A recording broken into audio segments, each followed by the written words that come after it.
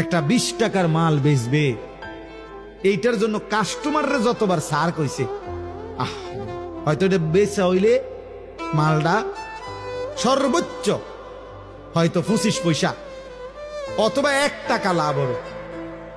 এইটার জন্য তে মনে 50 বার কইছে, জি স্যার, জি জি, ইনটেক ইনটেক, একদম একদম ইনটেক, জাপানি, হ্যাঁ জাপানি স্যার, একদম জাপানি। জাপান থেকে আমরা এলাকা আমার ডাইরেক্ট আমরা দোকানের সাদি দিয়া জাপান থেকে পড়ছে, জাপান জাপানি, জাপান তো আমরা বাড়িতে স্যার। মানে এটারে বলতে বলতে জি স্যার বলতে বলতে থানা উঠে এলাইছি। এই শুধু 20 টাকার এই মালটা বেচনের, 200 টাকার এই মালটা বিক্রি করার জন্য কি পরিমাণ ডাকছে ওরে জি স্যার।